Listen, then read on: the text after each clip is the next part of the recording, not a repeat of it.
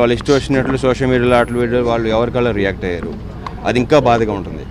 ఒక్కసారి నేను మీ అందరినీ రిక్వెస్ట్ చేసేది ఒకటే, దయచేసి ఒక్కసారి తెలుసుకొని ఇలాంటి సిచ్యువేషన్ ఇలాంటి అయినా జరిగితే తెలుసుకొని మరి రియాక్ట్ అవ్వండి ప్లీజ్.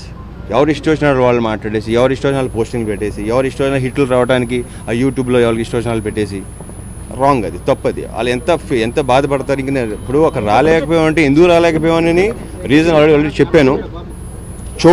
కేవలం చూడలేక నేను కానీ మా మదర్ కానీ ఫాదర్ కానీ విషయం తెలిసిన వెంటనే వాళ్ళ రియాక్షన్ కానీ వాళ్ళు ఎలా కొలాప్స్ అయ్యారో మీ ఎవరికి తెలియదు. సో దయచేసి ఒక్కసారి ఆలోచించి రియాక్ట్ అవ్వండి. నా హంబుల్ రిక్వెస్ట్ మీ అందరికీ. ఎందుకంటే మా బ్రదర్కి నాకు రిలేషన్ సంగతి మీ ఎవరికైనా తెలుసు, ఎవరికి తెలియదు.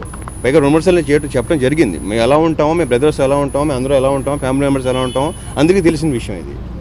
అయినా సరే ఎవరు ఇష్టం వచ్చిన వాళ్ళు కొంతమంది, అందరినీ అంటలేదు, కొంతమంది, అది పద్ధతి కాదు.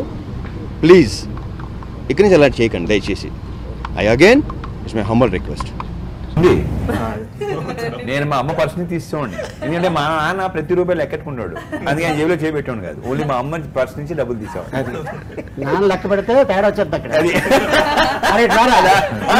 చిచ్చి కాదు ఎడిడు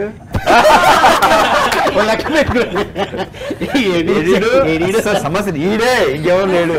ఓకే, నువ్వు డిగ్రీ రోజు